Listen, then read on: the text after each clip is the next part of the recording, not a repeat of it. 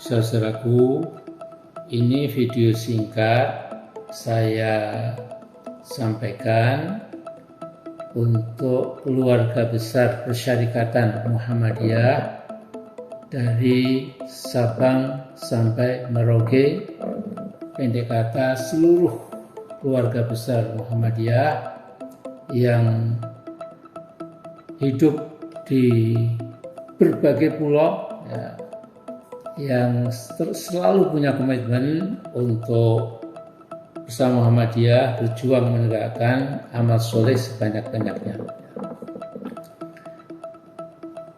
Nah, saya akan memulai video ini dengan sedikit menerangkan kredensial saya dengan satu maksud, bahwa pemahaman saya dan penghayatan saya pada Muhammadiyah itu insya Allah objektif dan cukup komprehensif. Mengapa? Karena saya dan 5 saudara kandung saya, yang 2 orang sudah menghadap Allah, itu dididik dan dibesarkan di keluarga Muhammadiyah. Ibu saya bernama Sudalmiah, lulusan HIK Muhammadiyah Batavia, yang direkturnya dulu adalah Bapak Insinyur Haji Juanda yang pernah jadi Perdana Menteri pada zaman dulu. Kemudian ayah saya lulusan Mu'almin Muhammadiyah bernama Syuhud Rais, dan kakek saya Sukiman Wirasudarmo, pendiri Muhammadiyah Gombong, dan waktu itu mantan Kepala Pegadian Batavia. Jadi saya kalau bicara Muhammadiyah itu insya Allah mantap karena tahu riwayatnya dan menghayati dari kecil sampai sekarang ini. Saya bersekolah dari SD atau SR waktu itu, SMP dan SMA selalu di Muhammadiyah. Saya aktif di Kepanduan Hizbul Wathon, pernah menjadi salah satu ketua DPP Ikatan Mahasiswa Muhammadiyah IMM, dan dicalonkan sebagai anggota pimpinan pusat Muhammadiyah di Muktamar Solo, Muktamar ke-41, kemudian di Muktamar Jakarta, Muktamar ke-42, dan di Banda Aceh, Muktamar Muhammadiyah ke-43 tahun 1995. Nah, saudaraku, di Muktamar ke-43 itu tahun 1995 saya dipilih dengan perolehan suara 98,5% oleh para muktamirin, muktamirat. Artinya saya bisa mengatakan waktu itu pemikiran saya, impian saya, cita-cita saya sebagai orang Muhammadiyah itu hampir sama dan sebangun dengan jutaan, puluhan juta warga Muhammadiyah. Saya syukuri kepada Allah sampai sekarang bahwa saya pernah diberi kesempatan Allah untuk memimpin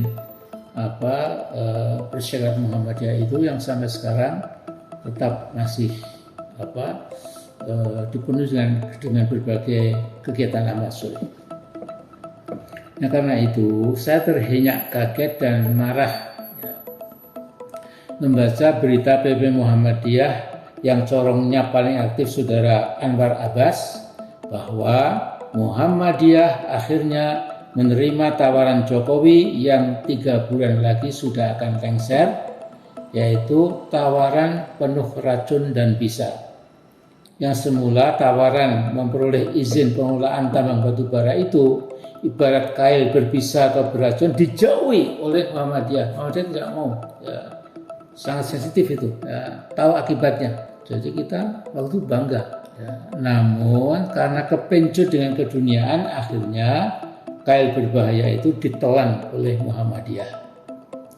Nah, kini kail itu sudah ada dalam rongga mulut Muhammadiyah, tapi insya Allah belum melewati kerongkongan. Kalau Muhammadiyah mau, kail beracun yang pasti akan merusak Muhammadiyah itu masih bisa dimuntahkan kembali. Nah, jadi argumen Anwar Abbas, Muhammadiyah akan berusaha menjadi pemain tambang yang tidak akan merusak lingkungan, itu sebuah celotehan yang menghina akal sehat. Mengapa? Pertambangan batu bara di mana saja pasti menghancurkan lingkungan sampai tahapan ekoset, menghancurkan lingkungan hidup yang tidak akan bisa dipulihkan kembali. Apalagi dunia pertambangan itu dunia yang ganas dan para pemainnya sebagian besar adalah bandit-bandit tanpa moral dan pertimbangan akal sehat, karena hanya satu tujuannya, mengeruk batu bara tanpa ampun demi dolar atau rupiah sebanyak-banyaknya. Nah, sekarang bayangkan Muhammadiyah akan masuk ke dunia pertambangan, akan melibatkan diri dalam menghancurkan lingkungan hidup. Jadi di Muhammadiyah itu ada semacam pemahaman, begitu kegiatan menyangkut uang, hampir bisa dipastikan akan ada riak-riak kecil ya, yang terjadi di majelis-majelis Muhammadiyah. Jadi kalau majelis tabligh, majelis tarjih, majelis wakaf, itu memang adem, ayem, ya, stabil, nggak pernah ada cekcok sedikit pun. Tapi kalau majelis kesehatan yang mengelola sekian puluh rumah sakit besar dan segala macam itu, atau majelis pendidikan yang juga mengelola puluhan universitas, akademi dan lain-lain, biasanya ada riak-riak kecil, ya, terjadi semacam silang sengketa. Karena apa? Menyangkut masalah uang. Nah, jadi saudaraku, ini saya khawatir begitu Muhammadiyah masuk ke dunia pertambangan yang memang bukan habitatnya, pelan tapi pasti akan muncul pertikaian internal, mengguncang stabilitas Muhammadiyah yang pada November nanti sudah berusia 112 tahun. Nah, sekarang mari kita lihat apa rahasia Muhammadiyah sampai berusia 112 tahun dan tetap sehat walafiat. Juga apa rahasia Muhammadiyah begitu kaya raya, merupakan ormas keagamaan terkaya di muka bumi. Jawabannya, karena Muhammadiyah sejak lahir sampai sekarang tanpa henti berkarya, bekerja dengan semangat mujahadah untuk memberikan manfaat bagi umat manusia tanpa pandang perbedaan ras, suku, tradisi, agama, dan lain-lain. Dan itu dijamin oleh Allah SWT dalam firman-Nya di surat Ar-Ra'd ayat 17, Nisa penggal yang di tengah berbunyi, fa'ammaz zabadu fayadhabu jufa'a wa amma ma yanfa'un nasa fayamkuthu bil ard. Adapun buih akan hilang sebagai sesuatu yang tidak ada gunanya, tetapi yang memberikan manfaat bagi manusia akan tetap tinggal di muka bumi. Demikianlah Allah membuat perumpamaan agar manusia mau memikirkannya. Nah, ini sedikit cerita pribadi. Ketika saya pulang dari Aceh, muktamar ke-43, saya ditanya teman-teman dosen di UGM, Mas Amin, PF, ya, congratulations. Jadi Anda jadi ketua umum Muhammadiyah, tentu gajinya besar. Saya tertawa, saya katakan, Mas, di Muhammadiyah itu anggota PP tidak digaji sama sekali. Memang kalau pergi ke luar kota atau ke luar negeri itu sudah diberikan tiket juga untuk lodging dan lain-lainnya, tapi tidak ada itu, ya, yang namanya gaji, ya. Nah, kemudian malah ada yang tanya, Mas Amin, kapan ya Muhammadiyah itu bubar? Kemudian saya juga tertawa menjawab pertanyaan yang ya mungkin sambil bergurau, ya, saya katakan Muhammadiyah insya Allah tidak akan bubar. Karena apa? Karena Allah tidak akan pernah mencabut surat izin tinggal Muhammadiyah di bumi ini. Nah, selama Muhammadiyah masih memberikan manfaat buat umat manusia. Begitu Muhammadiyah sudah mengalami kacau balau pemikiran, seperti misalnya mulai masuk ke dunia pertambangan yang itu bukan habitat yang sama sekali, yang penuh dengan segala macam jebakan dan lain-lain, ya mungkin saja kemudian surat izin tinggal Muhammadiyah di bumi ini akan dicabut oleh Allah.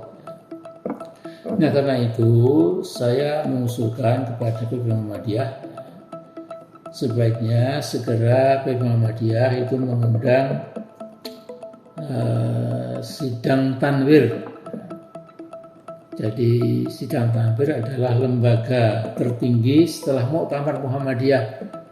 Kalau Muktamar terlalu berat dan mungkin juga waktunya itu tidak bisa pendek, kita perlu waktu pendek. Jadi saya kira sidang tanwir segera diselenggarakan, bisa di Jakarta, bisa di Jogja.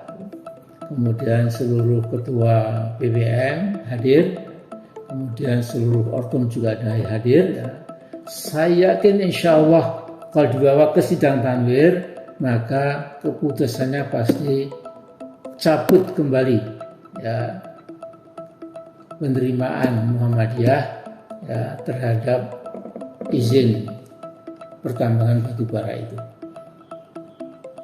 Jadi saya kira begitu. Kemudian beristighfarlah sebanyak mungkin.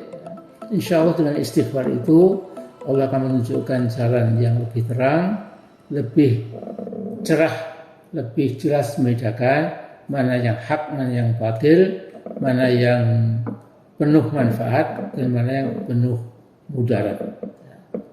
Saya kira itu saja saudaraku yang saya cintai, keluarga besar Muhammadiyah se-Indonesia. Assalamualaikum warahmatullahi wabarakatuh.